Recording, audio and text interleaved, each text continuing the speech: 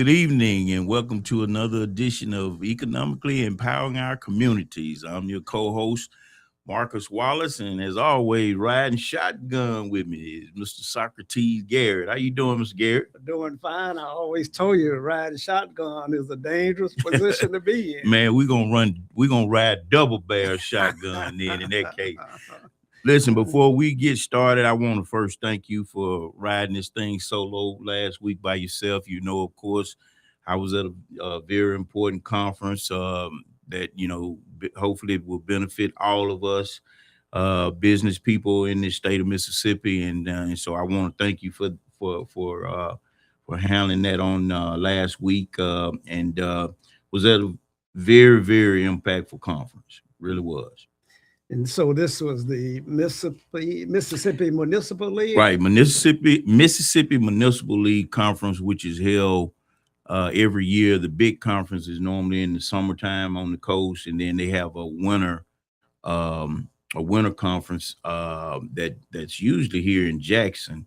But of course, the one in the summertime, it brings mayors, boards, companies from all over state of Mississippi, and of course companies from out of state as well, and just a way to market your business, a way to have lines of communication with mayors in different towns and cities, and was blessed to get a lot of good conversations with a lot of good mayors. Also, before we dive into a deeper conversation, I want to send a big, huge shout out to the town of Edwards.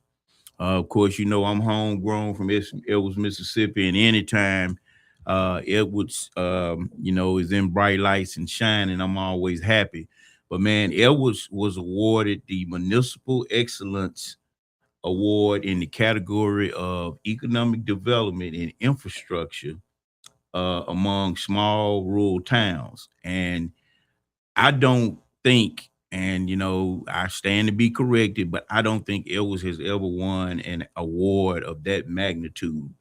And so, man, that really made me feel good, because that lets me know that the last, I would say the last 5-6 years, we have really been working and have put Edwards on the map, and I think it's starting to get some notoriety that it deserves. And Sock, that's huge. I mean, an award for municipality is, a small town municipality is good, but man, we talking economic development infrastructure. That's something Jackson can't even, toot their horn on right now.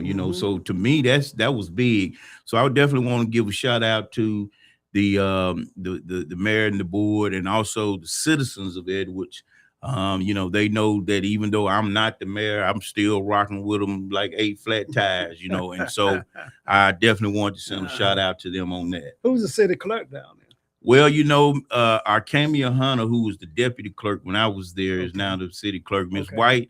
Miss White retired, but she's still doing some. Hello, Jean White. Oh yeah, wherever you are out there. Absolutely. You were a warrior for a long time. That's right. Yeah. Well, I'd say they let her semi-retire, because she's not gone far. If they got a question or need help, I think they definitely call her. And I think she's now kind of positioned herself where she's available to other municipalities. Wow. And man, Miss White, Miss White, she knows her stuff. She knows her stuff. And that position is so important. Yep. Marcus, I'm involved now in a lawsuit because the city broke their lease that they had with us in the Metro Center. And the judge ruled that the reason that they were allowed to break a 20-year lease is because the minutes wasn't recorded. And if the municipality speaks through its minutes, and if the minutes don't get recorded, then it's not a binding contract. That's right.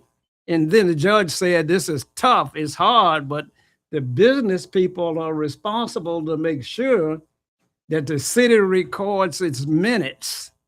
They don't have a legal binding contract. That's now, right. They did this after 12 years of operation. They came back and ruled that they didn't have a binding contract, and that a position is so important. Very important. You know, a lot of times people look at the mayors, they look at the board members, but man, the nuts and bolts are the, you know, folks like the city clerk, the maintenance guy, you know, for the town, or in bigger cities called the public works guy. You know, those are the people who really make the town run smooth and can make the mayor's job easy, or you can make it hard. Yeah, You know. Yep. yeah. You got to have lieutenants and you got to have captains. You got to have an organization. Absolutely, Marcus. absolutely, absolutely. And speaking of organizations, I just learned that the director, the vice mayor of the city of Jackson resigned. Absolutely, Mr. What judge attorney Mr. Peter Tableson? Yes, he turned in his resignation, and he's stepping down as the CAO of the city of Jackson. And you know, of course, Peter has since this new administration, he has really dug in and found all the pennies and nickels that he could find to try to stretch. And you know, Peter has put a lot. He's put a lot of work into this city, a lot of sweat equity, a lot of, you know, workhorse labor, and you know, man, like I said, and this is why I continue to stress on this museum, or you know, some type of docu-series or something that continues to recognize the people who have really put this city on their backs and kept things together, you know, all these years. Well, we're going to have a Black Business Hall of Fame. And it's just so many people to recognize going back to the early days, you know. And so we're really going to have to get that done. Otherwise, you know, our youth won't even know who these people were. That's right. That's right. And now that you mentioned that, I also want to give a shout out to Dr. J, Delia Carthan, to let her know that we have not forgot about you. We definitely need to get that meeting set up with you to continue our discussion on this Hall of Fame or museum that we're trying to do. We just, you know, summertime, work is not plentiful these days, so we just trying to get it while we can, and have not been able to set this meeting up, but we have not forgotten about you, and trust me, we will be in touch with you. Dr. J is in the family of Emmett Till, I believe. Mm-hmm. I saw something come through the other day where in August they're going to celebrate, I don't, celebrate is the bad word, but they're going to recognize and keep the memory of Emmett Till alive somewhere with a program in August. And I know Dr. J is heavily involved in that. Yep. You know, kind of circling back to this conference, you know, one thing, especially with this show, Socrates, I want to make sure people understand that we're not hating or anything. You know, if, you know, we should all be able to accept constructive criticism. One thing I learned at this conference also, because, you know, I'm always questioning a lot of things, and I'm always looking at ways to try to improve our communities. And one thing I want to challenge, especially all the African-American towns and cities, because when you really look at it, the majority of this state are ran by African Americans, because the majority is African American towns. We got a lot of African American towns, but I want to challenge these boards and administrations of these towns to make MML a little more effective than what it is. And what I mean by that, you take, for instance, the portion of the arena where they set up the booths. You got 500 plus companies here, you know, not only, you know, engineers, architects, contractors, but you have companies that talk about grants. You have companies that talk about the new age technology stuff, all kind of things. And I think, and I got to be real. And again, this is not criticizing. I think a lot of people make MML on the coast more of a vacation destination as opposed to going down there and really digging in and trying to really pick up on things to move the needle in their towns and cities. I got a chance to talk to a few mayors. I talked to one mayor, his population is 500 people. Mm. I said, what are y'all doing? He said, we just built a city hall. He showed me a picture. Got a 2-story city hall in a town that's 500 population. Wow. Got a big splash pad for the children. Got a big subdivision development. I'm like, man, how are y'all able to, do all this? He said, man, I got folks writing grants left and right. Well, I know one of the big things is that small towns don't have the funding to pay grant writers. Well, sound like they need to find out what this mayor here doing, because he doesn't have a tax base large enough to be paying the grant writers, but something he's doing to get these grants. I've sat back and observed, and a lot of the small town in people, they stopped by booths that was raffling something, giving something away, or if they had souvenirs, they stopped at those booths. But other booths they walked past. Now, I was blessed to get a lot of traffic in my booth because people knew me as a former mayor, and folks, potholes was a huge topic down there, and I had a huge picture. One of my picture displays were, the pothole trucks that I have. And so people were stopping by my booth to talk a lot about the vegetation and the potholes. But I just want to challenge people to really take advantage of having all of those resources and being able to network with people in one spot. Right, right. Well, I tell you, we're going to see if we can get a picture of the pothole truck. I'd like for you to explain to the citizens what exactly does a pothole truck do. Well, first let me back up. I've learned that part of the construction business, and to really maintain and stay on top of your street, your asphalt, your streets. There's 3 stages. There's crack sealing, pothole maintenance, and then of course resurfacing. I think now resurfacing may be like $200,000 a mile now. Wow. We know that you would never have enough money to pave all the streets that need to be paved. But if you try to get a maintenance program going where you catch streets when the cracks need sealing, that will help you. That would help a street last another 6 months to a year till you can come up with some more money. If you maintenance and repair the potholes, that will give you 6 months to a year, or in some cases longer. Because we did potholes on Kevin Garnett Street down here off of Bailey years ago, and I went through there Bo Brown's repass, and man, those potholes are still there.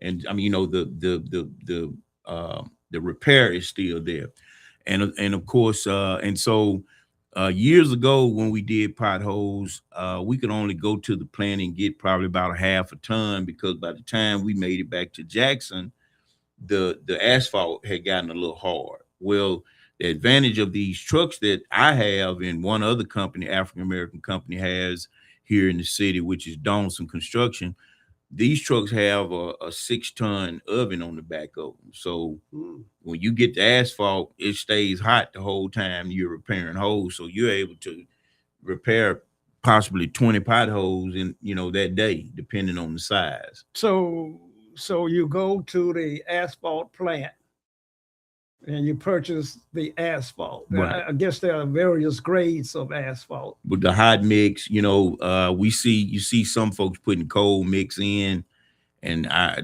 think that's a waste of money.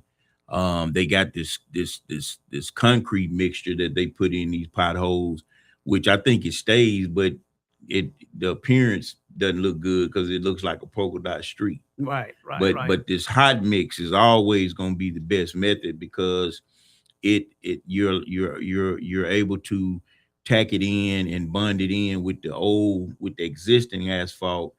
And of course, hot mix asphalt is always going, once it, hardens, it tightens on up. Yeah. And so how many asphalt plants do we have around the city of Jackson? Jackson has got to be the largest user of asphalt of any municipality. I think we got Dickinson and Boyne, Superior, Ad Camp, and it's one more, isn't it? So you got three that you've named. Are Right. any of those African American owned operations? None at all. If it costs $200,000 a mile to pave a street, would it not be wise for a municipality that's struggling to try and operate its own plant? Absolutely. I've never understood why municipality hadn't tried to own its own asphalt and concrete plant. Especially when you got budget restraints. Absolutely. And not only that, you're creating jobs and you're training people how to do something, and they can go on out in the real world in a commercial environment and have a skill. Right. I don't know about Jackson, but I know you can relate to this being from Canton in the Carthage area. But I remember municipalities back in the day doing their own garbage. Do they do their own garbage today? No, that's what I'm saying. I don't know. It's a mystery as to how all of this happened where municipalities are not peeling back those layers and saying, we found a piece of land and get it permitted. We got a lot of young folks that need jobs. We can purchase 2 or 3 garbage trucks and do our own garbage. I just never have seen anybody go that extra mile to say, let's come up with some ways where we can pull some of this revenue back in house. We're going to have to be able to do that. I mean, you cannot afford to pay $200,000 to pave a mile of streets. I don't know what the city's budget is for paving streets in Jackson, but it's got to be significant. It's got to be a real drain on the budget. Well, the other kicker to that as well is the 3 asphalt companies that I mentioned. Not only do they make the material that we have to buy from them, they also paving streets. And so they really got what you call a monopoly on the paving. All 3 of them could actually get in one room and say, let's form this collab, because one of us gonna come out the room with the job. Now, you don't think they all know one another, do you? Like cousins. Oh boy. Now, Jordan has put on the screen for our viewers a picture and a diagram of a pothole truck. Yeah, Jordan went and found one of them $1 million trucks. We got to find Jordan one of them African American pothole trucks. That one there, oh man, that one got that's a state of the art one. I'm gonna put that up as a poster. That's gonna be one of my dream pothole trucks. Now tell me how this truck operates, Marcus. What is it? Does it do? Okay, you see the big square box on the back? Yeah, that's the oven. Now, the trucks that I have, they don't have the sweeper in the front. They don't have the arm up there. Mine have the extensions on the rear where there's a line on my truck that you blow the debris out of the hole. Mine has a jackhammer where when you pull up, you're supposed to cut out a perfect square or circle. And it also has a line, it has a tack tank, which with that little box in the front, that may be the tack, that black box. But mine is tack is the ingredient, the little tar, that makes liquid it tar. all come adhesive, come together. Yes, And mine so has. you put down the tack before you put down the asphalt. Absolutely. Right. Once you clean out the pothole, you tack the edges so the new asphalt will bond with the old. And then on the rear of my truck, I have a little compactor where you compact the pothole. Now if we have big potholes, which of course Jackson got a lot of They call craters. Monsters. Yep. We bring I out saw some pictures of some folk fishing in a pothole. Yep. We bring out the a roller for those. Okay. But so what does something like that cost? That truck there probably brand new is about 300,000 at least. $300,000. Right. And you as an African American own a pothole truck. Got two, blessed to have two of them. So are they busy every day? Busy taking naps all day. not getting an ounce of work. But I can't fully blame Jackson and Hines. Okay. I have to blame myself so why a little did you bit. buy the truck then? I bought the truck. Did you think there was a need for it? I bought the truck because there was a need. Jackson, at the time I bought those trucks, Jackson had budgeted like $4 million to do potholes. But for some reason or another, every time Robert Miller would try to prepare a contract for us to start, because when we did a demonstration for the city of Jackson and Hines County, and the news people were there and everything, and Robert Miller said, "Oh, I'm definitely about to put y'all to work because I just bought these trucks for New Orleans before I left." He said, "I know what these trucks here do." But every time. Now, Robert Miller, who is that? He was one of the previous public works directors for the city. For the city of Jackson. Okay. And he was aware and familiar with the operation. He was familiar with the trucks. And so why didn't you get work, Marcus? It was a mystery, man. I really don't know. I mean, somebody downtown, whenever they saw our name, they just basically, said, "No, we're gonna hold off on that." So I don't really know exactly what happened. But the reason why I say I have to blame myself a little bit, because I actually, and this just basically show the love I have for Jackson and Hines. I literally bought those trucks to help with the crisis, the pothole crisis in Jackson and Hines County. And I said once we resolve the crisis here, I was going to then go out among the other towns and set up maintenance service agreements to come in once a month and do their potholes. And so I've sat back all these years with false hopes, and I have to be honest, with false hopes, hoping that Jackson, would bring us in the room to, talk with us. And we've been in construction a long time. A lot of these technical projects, a lot of African American companies, quote unquote, don't get the opportunities because we haven't had a lot of the capacity on some of those things, like working at the water plant or the wastewater plant. But I think that's what really, really hurt me the most, the fact that you got two African-American companies in this city that's got the equipment to solve this pothole issue, and neither one of us are working to fix potholes. Marcus, we're up against a commercial break. We are going to go to commercial, and when we come back, we're going to continue the conversation about economic empowerment in our community. Now, if you're watching us on Facebook, then subscribe to the program, send us stars, and share this with your friends and family. If you're watching us over on YouTube, we're looking at the analytics every day. If you're watching us on YouTube, subscribe to the program. We need your support.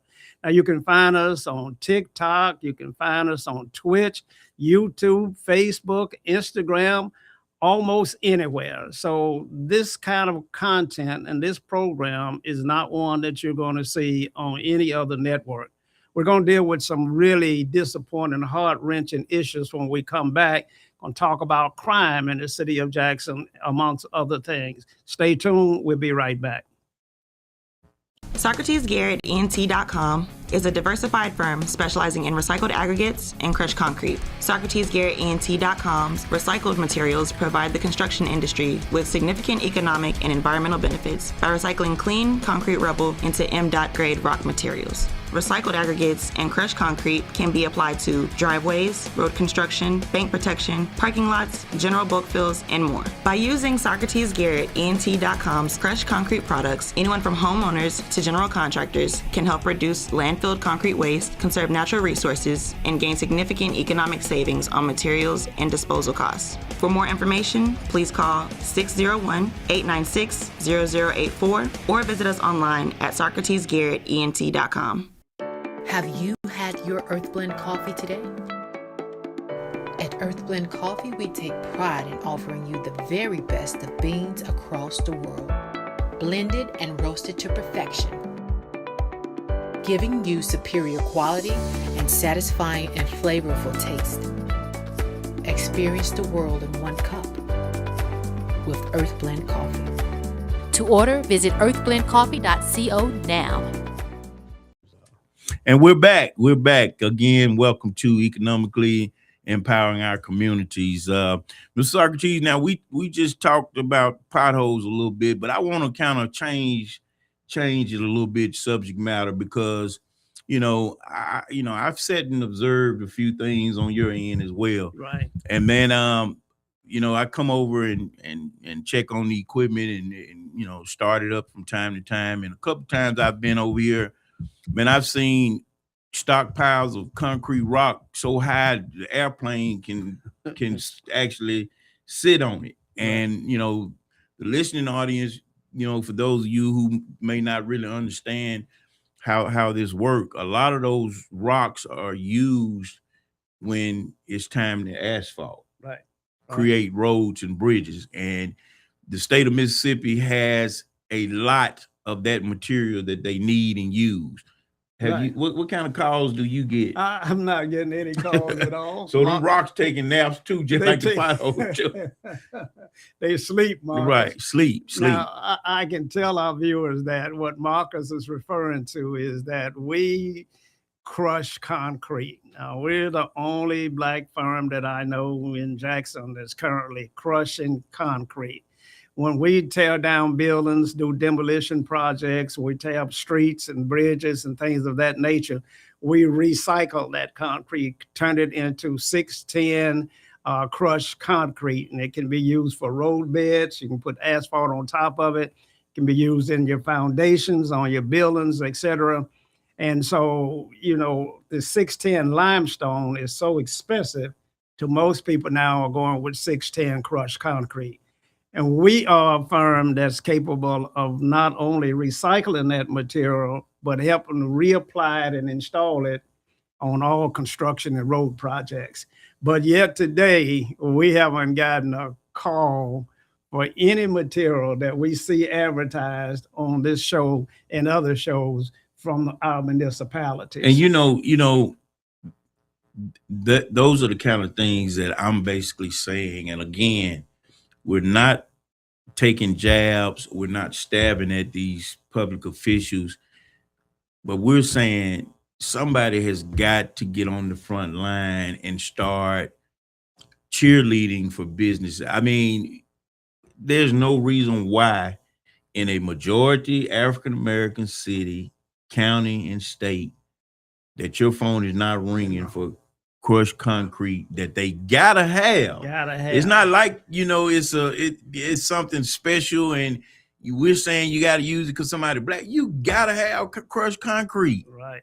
You gotta have it. And I once told the administration, not the current administration, but the administrations before that it could be a revenue stream for Jackson because all of the concrete, Jackson is a concrete jungle. All of the concrete sidewalks are owned by the city. We pay contractors to come in and demolish them, but we don't claim the concrete back. We don't say that you can tear up the streets, but I want all my recycled material coming back to my city as a source of revenue. We don't do that. and it's like we don't understand how to make the dollar turn over in our communities Absolutely. more than one time. Right. And Marcus, as you say, we're not hating and we're not bashing, but at the same time, we have to put the information out here so that our leaders know that we're not happy about it. We're not happy about this so-called denial or blackball list or things, anything that you do to interfere in the commerce of a business is wrong for whatever political reason or whether somebody stepped on your shoe or your relative or something of that nature. We gotta get beyond pettiness, and we gotta grow and build the companies that have invested in the city. And you talk about, being able to turn the dollar in the community. If there are any aspiring entrepreneurs that's listening at us today and looking for ideas, there are two I want to throw out here to you all. If you go find a piece of land and open up a landfill just to accept roofing shingles, there are 2-3 different ways you can get paid from roofing shingles. If you open up a landfill and you take used tires. When I had the used tire contract for Hines County back in the day, that was one of my first contracts. And I'm nosy, I'm gonna ask questions. And so when I first started, I'm just stacking tires. I rented a U-Haul truck. That's how I was transporting. And I was just stacking the tires, one on top of the other. And the tire disposal place where I was taking the guy that owned it, he said, "Son, you're gonna work yourself to death." He said, "Let me show you how to plat tires." Man, I'm talking about I put probably 75 tires on the truck when I was doing it. When he finished showing me how to plat, I had 250 tires on there. And so I started developing a line of communication with him, and he was like, when we cut up a tire, he said the rubber goes to the asphalt plant to make asphalt. He said we pulled the wire out of the tires and we sell that to Owens Corning, where you make the scrub pads for for your pots and stuff. Yeah. And he said something else. He said we take I think it was a portion of the rubber on the tire that they sell to Georgia Pacific to make gas. And see, that's what I'm saying. You turning that dollar, you turning that dollar left and right. And the city should have that same mind frame, because we got to come up with ways to try to generate more revenue for the city. We can't always rely on state, federal government, for funding. We gotta use our brain ourselves too. Right. So I always said the number one job of any executive in terms of a municipal leader, the number one job is to bring new revenue into the city. Now you can do that by increasing the rooftops, and you're not going to increase rooftops if you got unbelievable crime and you got local communities that are not speaking good about the city.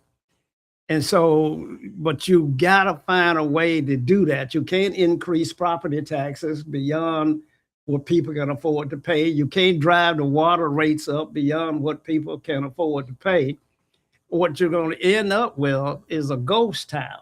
Like I will remember the movie Tombstone Territory when the hay bells were blowing down the street. Jackson is on its way. It's in that kind of decline. If we don't come together as a community and put the brightest minds we have in the room, and you ought to be in every room, Marcus, when we're talking about economic development. And so when we put our brightest minds in the room and we come up with strategies and plans to solve our problems. Right. Well, and you talk about crime, I definitely want to give a shout out to the organizations that are in the community trying to, save some of our young people. I won't call names because I've had a brain freeze on some of them, so I don't want to leave all of them out, any of them out. But I saw something the other day where one of the groups put out a flyer that said our young people need healing. Mhm. And until we sit down and really have hard conversations about what's really going on and what's really needed, instead of just locking these young folks up and throwing them in cage like animals, we got to look at the root of the problem. Some of these young folks, man, they're living the environment they're living in is basically like a savage environment. Some of them out here trying to feed themselves. There are no opportunities because guys like us, we don't have a lot of jobs to offer right now, and until we really get to that, I mean, yeah, I could go all the way back to the school. Whoever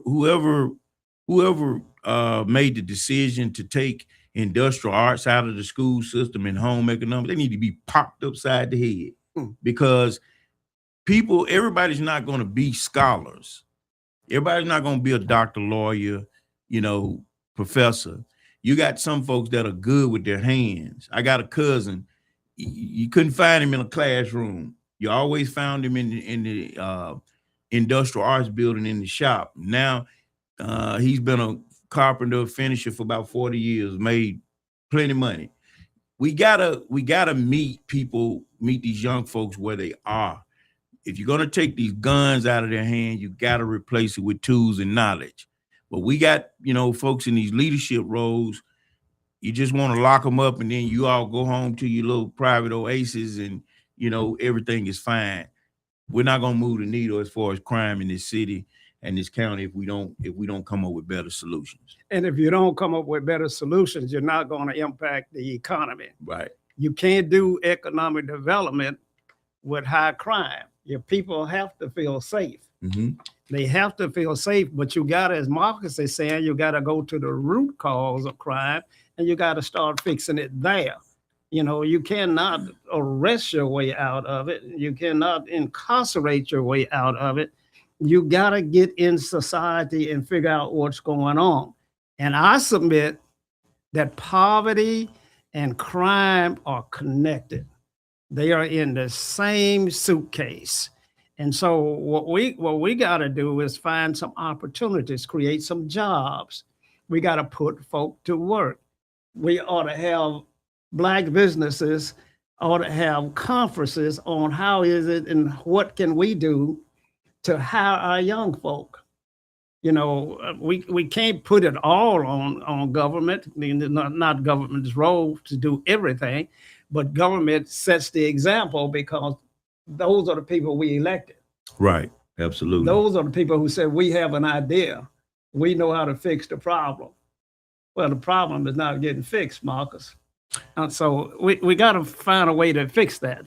And, we're not going to fix the problem with these numbers that we've been, displaying for the last month and a half. Oh. And we definitely have more numbers to come.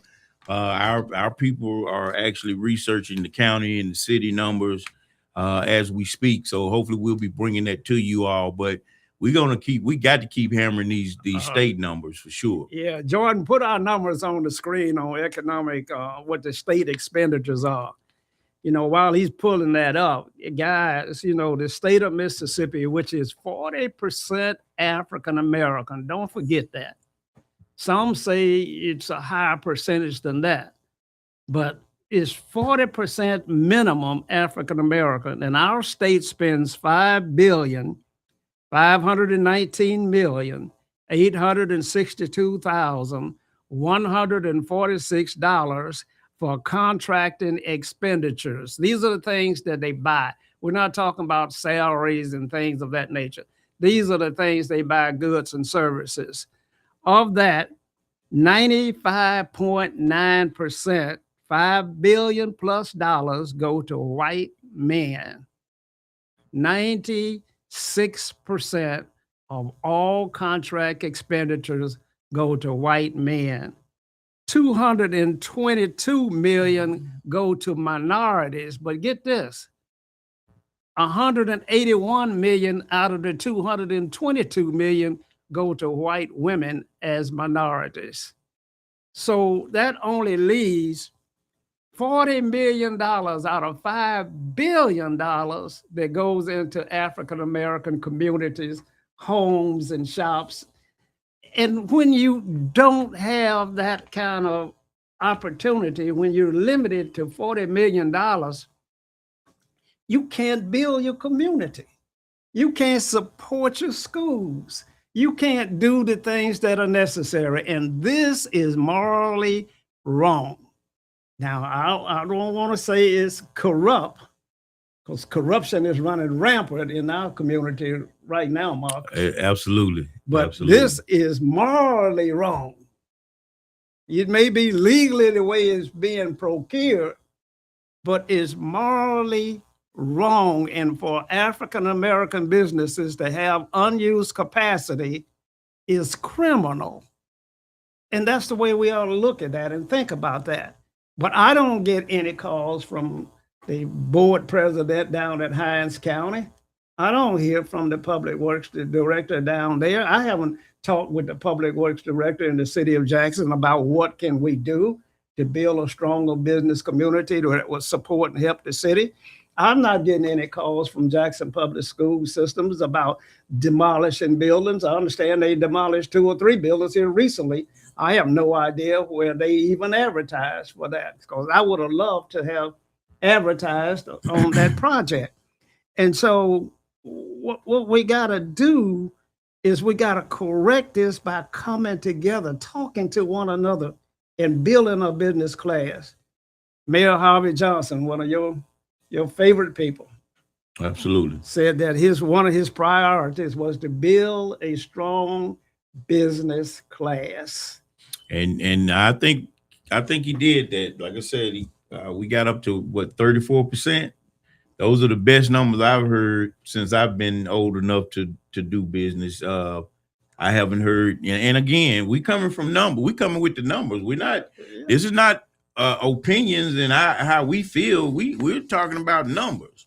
If anybody can show me a better percentage of numbers from any other administration, I will gladly bow down and accept it. We would love to have someone compete with that. Yep. And somebody out there that's listening, some mayor, some president of the board of supervisors. You know, we have over 89 black school superintendents. We have boards, and I don't know how many of the boards of supervisors are majority black, but I would bet a large percentage of them are.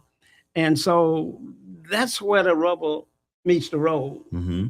That's where the math has to math. It's got the math. It's got the math. That's where it's got to got happen. the math. I tell you what math got the math also in the other area. We got to get more, and I say we, public officials and the leaders, the business people of this community, we got to get more engaged and get on top and 2 steps ahead of what's really going on. And what I mean by that is, I saw an article today where Chick-fil-A on County Line Road is moving. It's not even a mile down the street on the right-hand side to Ridgeland. We're not supposed to let that happen. We're not supposed to let that happen. They're just moving out of the Jackson tax base. Really, they playing with us. They putting everything like on the edge. You take the Amazon development. As soon as you cross over that light on West County Line, that's Ridgeland. Why you didn't put it on this side? Right. You know, right. They putting things right on the edge. Just move next door. I saw just moving the cheese, as they say. Move right out of Jackson down to Clinton, right down Highway 80, not even a mile. Yep.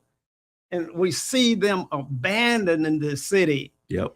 And the reason for the abandonment is not that the stores were not profitable, not that they weren't doing well. It's that it's a lack of support for Jackson. And you know, citizens, you hear a lot of citizens that say, well, what can we do about it? What can we do about it? Well, I'm gonna use old folks' phrase. I be damned, because if you look at Jackson is 80% African American. Hines County is 70% African American, and the state of Mississippi 40% African American. Mr. Socrates, I'll be damned if we can't do nothing about it. If you all you got to do is use your voice and your vote. That's all you got to do. That's all you got to do. And be committed. And be committed. Empowering your own community. Absolutely. You know, we got to economically empower our communities.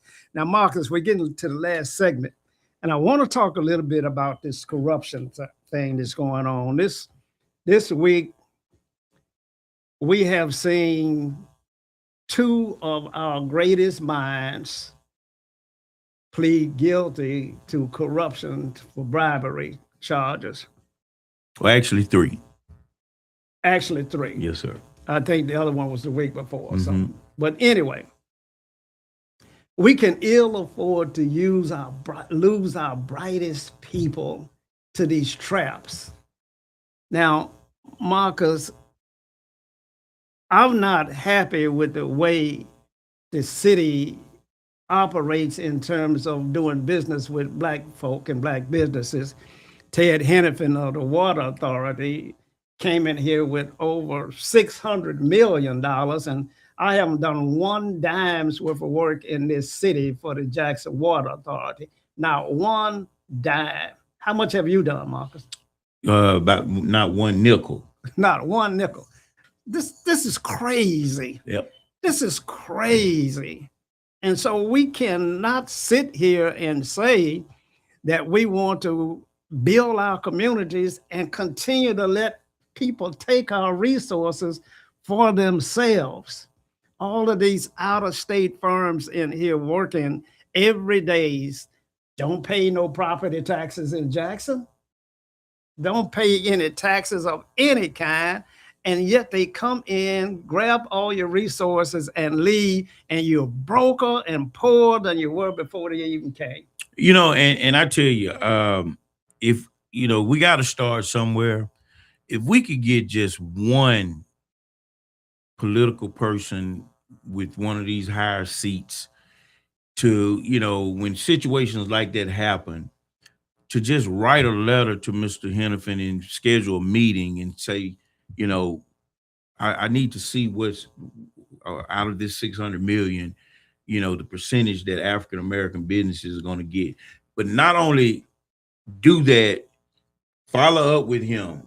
Mr. Hennepin, yeah, just checking in with you. I need to get an updated report on, you know, the percentage of, you know, businesses that you've used so far, or what they're doing, or just anything like that. If we can just get one politician to step on the front line like that, I promise you, I'll step out there with you. I would literally step on the front line with you. But because we're not challenging these folks is what's allowing and causing them to do just whatever they want to do. And we can ill afford to allow it to continue. I'll go one better. I mean, we got the most elected officials, Black elected officials of any other state. In the legislature, we got over 110 Black mayors out here in municipalities, small towns. We got a Black boards of supervisors and school superintendents and airport authorities. And Marcus, I don't see any evidence in the business community. I don't see no Black folks trucks running. I don't see no Black folks buying new equipment. I don't see no Black high rises, no buildings going up. I don't see any evidence that our elected officials are delivering to the constituents that put them in the office. And we got all these numbers. So yeah, I would like to see the Black Caucus have a press conference to say that these numbers here are unacceptable. Exactly. These numbers in the state government are unacceptable. Where are you, Solid Norwood, Earl Banks? Where are you guys? You know, we had Robert Johnson to come on the show, and he presented himself well, and he understood the problem. I don't know if the rest of you guys understand the problem, but the sole role of government is to manage the money. Can we make two things our task? Let's go. One, let's call and get a meeting set up with the Black Caucus chairman or president or whoever to ask, will they do this press conference about these numbers? Number one. Number two, man, let's spearhead this panel discussion. Let's do it at the convention center. We're gonna invite all the public officials, those who decline to participate. We're gonna put them on Front Street. And excuse my expression, we're gonna put their ass on Front Street. It's an uncut show. So yeah, we're gonna put their ass on Front Street because we're trying to simply have a panel discussion to get these questions answered. We got to get these questions answered, man. We got to get these questions answered, and we got to start putting some performance-based stuff in place. Now, we're trying to give you an opportunity, and we're trying to actually help with this panel discussion and these things, because when we start issuing these grade cards now, some folks going to be upset. They're going to be upset. Because I'm going to grade your ass hard. Right. And so, Marcus, plain and simple. And the deal is, we know the procurement process. We know that anything under $50,000 only takes a couple phone calls. Absolutely. We know that. Black folk ought to be selling toilet paper, Marcus. If we can't sell toilet paper in our communities, in our school districts, Lord help us. That 1%, and again, we're not trying to grab the pie at the sky. We're not saying immediately it's got to be 25, 30%. But that 1% should go to 5%, go to 20%. We should see the needle moving because we hold large stakes in this city, county, and state. It's not like we're 5% makeup of this state and this county and this city. And we just got to take whatever they give us. We actually got a strong, we got a strong Black muscle in this city, county, and state. But just like exercising, you don't get healthy and build muscle if you don't exercise. We gotta exercise the African American muscle in order for it to build. The Martin Luther King said in the Birmingham jail, it's not the bad folk that I'm concerned about, it's the appalling silence of the good people. The Klan had a greater impact on good white people than it had on Black people, because good white people were scared to come out and say anything. And so they knew it was wrong, and their hearts they knew it was wrong, but they couldn't come out there and say anything because they know they were going to get the same treatment that Black folk was getting. Well, it's amazing that you said that, because guess what? 2 weeks ago, I got an inbox message from a Caucasian man, and he said, y'all are absolutely right and on point with what y'all are doing, because y'all are being totally done wrong. And at some point, we got to start trying to balance this thing out. And we had some individuals, everything started regionalizing right now, but we've had some white folk that were trying to work with us. I know Neil Schaefer, Hibbett Neil over Absolutely. there, Neil Schaefer. Got a chance to see my friend David Bowman while I was on the coast this past week at the conference. But Neil Schaefer is definitely one of the companies that have done a lot. And of course, next week we got another Caucasian businessman whose family has done a whole lot in the Black community. Oscar Miss Kelly will be joining us on the show. And I'm not talking about what folks have told me, Socrates. I can tell you, man, these folks here have really done a lot for the Black community. I know a kid that lived over here off of Prosperity that played, well, first of all, Oscar and I were AAU coaches. We did baseball and basketball with our sons. And a kid off of Prosperity played on our team.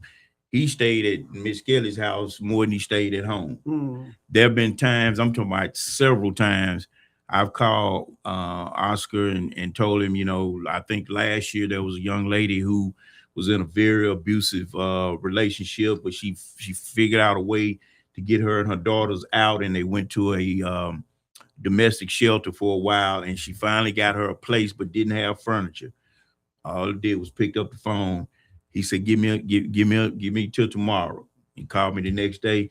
Y'all go to the loading dock and pick up the furniture. I'm talking about, so I know, and that's why I say I don't, a lot of times people don't give white people a break, just like some whites don't give blacks a break, but it's some good white folks here in this community. It really is. It is, and it's more than show up, but Right. they're afraid to show up Right. because people like my friend over there, and I have to call them my friends because I've been knowing them a long time. Kim Wade over there on WYAB that's dogging them out so hard to talk about white folk or white liberals and things of that nature, until they get beat down as well, and we don't see them come out and say and do as much as they can. This organization, Working Together Jackson, has got a room full of concerned white folk in Jackson, Mississippi, that are trying to figure out how to move this thing along, how to get the races to work together, how we can improve the economy for all people. We got to elevate those on the bottom. Yep. We can't live with this slogan that a rising tide floats all boats, because it doesn't. There are some boats that don't ever get off the bottom, and it's not because they're lazy and trifling and with poor work ethics. That's not what we're talking about. We're talking about individuals that are giving their life to business and hiring people and improving our community. And we get up here every week and preach about things that are, that we need to see change in. But again, a lot of people are not really taking heed or serious to it because it hadn't trickled down to them yet. But I can tell you, it's coming. It's coming. United Way, they've been in existence for a long time. It's my understanding they've had a lot of funding stripped here recently. We got businesses closing down left and right. Piccadilly's. I remember when, so many people used to come to the Medical Mall, Jackson Mall, to the Piccadilly's, and it's closing. You got Godfrey's that's closing, that had good food. People went north and south to support him. And so these things, again, are trickling down because it's just like those numbers. If we don't continue to raise some hell about those things and create some change, it's going to continue to hit the mom and pop businesses. Marcus, we're about out of time, and so I want to have my closing remarks, if I can, before you close us out. I want to say to the families of Mr. Banks and Mr. Lumumba, Mr. Owens, that life is hard, that sometimes we find ourselves in situations that we did not earn, that we do not deserve. And life is hard. The penalty is hard. It's hard to lose the breadwinners out of these families for any length of time, and to deal with all of the ramifications for children's education, children's activities, Little League basketball games, Little League girls dancing lessons. All of those things are impacted when we have such a great fall of our brightest minds in our community. Now, I'm not here to speak on whether they're innocent or guilty of the charges. The jury will determine that, or they've already decided that they have pleaded guilty. But the damage that is going to be experienced in our community is unheard of, untold. So we got to pray for those families. We got to take a look at where these relationships are, how we can support. And we got to say to those of us that are here and our elected officials to do things the right way. Do things the right way according to the rules and regulations that are in place. We understand the bid laws. We understand the professional service contract. We understand all of these things, state contract opportunities. Do it the right way, and you can move everybody along without falling into these traps. So I'm praying for these families, Marcus. I want to add to it as well. It's no secret of the differences that me and Shokwe and Talamuma have had over the years. But on the campaign trail, we were able to put those differences to the side. Of course, Aaron Banks and I have been friends a long time. I have to give him definitely acknowledgement. He has been one of the more supportive council folks that I've that's been in my corner over the years. And of course, I know Jody as well. And you know, the law of the land basically says that you're innocent until proven guilty. And so prior to the guilty verdict, of course, you know, people angry and had things to say. But let me just say this to the community, because you know, if we're all Christians, we got to understand they have pleaded guilty now and been found guilty. I would say, and so now let's leave it in the Lord's hand. Don't kick folks when they're down, because trust me, karma is real, and you know, it may be their day today, and but it could be yours tomorrow. That's it. With that being said, y'all stay safe and good night. Good night.